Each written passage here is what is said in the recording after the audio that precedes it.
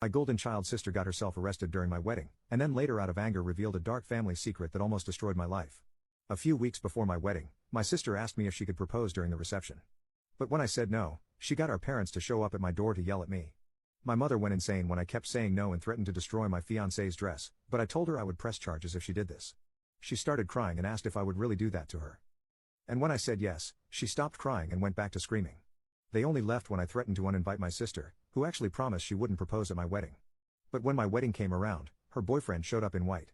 And as a cherry on top, as we were about to cut the cake, I heard my sister's boyfriend screaming, "Yes." I turned around to see her proposing to him. She put the ring on his finger, but as soon as she did, the maid of honor spilled red wine all over them. Immediately afterward, everything spiraled out of control. My sister was convinced we had planned the spill, thinking we wanted to embarrass her and her boyfriend. She was furious and caused a scene in front of all the guests. My wife, Amanda, and I felt the eyes of everyone on us. It was clear my sister couldn't let it go. She approached the maid of honor, who was already really embarrassed and trying to clean up the mess. Even though she tried to say sorry and explain it was an accident, it wasn't. My sister kept saying she did it on purpose.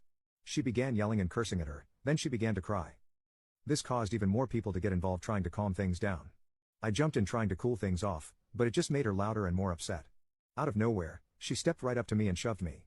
I was totally caught off guard and stumbled back. I pushed back and things got out of hand fast. We ended up scuffling, grabbing at each other's shirts, and before we knew it, we were swinging at each other. Then Amanda decided to call the police. When the police showed up, they talked to a bunch of people to figure out what happened. It was really embarrassing to explain the whole fight, especially in front of all our friends and family who were there to celebrate with us. In the end, the police decided it was best for my sister and her boyfriend to leave the party. As they were being led away, my sister kept yelling about how that war of a bridesmaid ruined their day. Even though it was a relief to see her go, I also felt sad because she's still my sister. After they left, the whole mood at the wedding was pretty down. A lot of guests started to leave too, saying sorry as they went.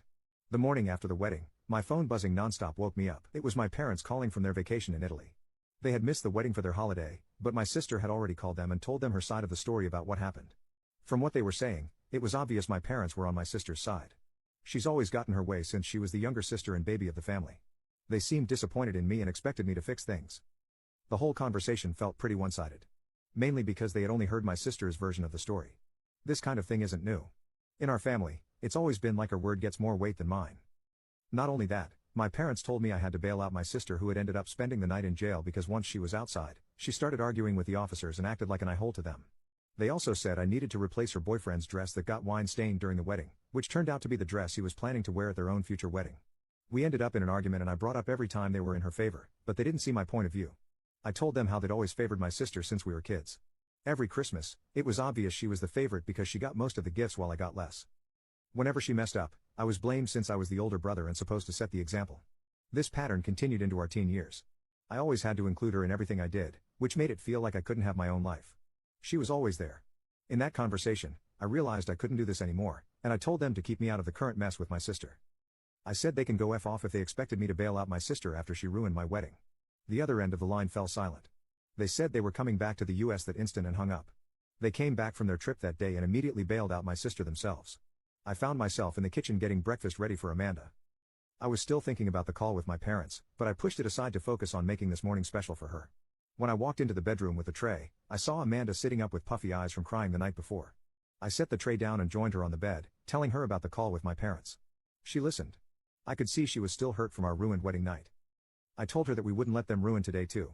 I placed the tray on her lap, showing her favorite breakfast. Pancakes, strawberries, and whipped cream. Her eyes lit up and she smiled at me. As she started eating, I told her exactly what I knew would cheer her up, a shopping trip to her favorite stores.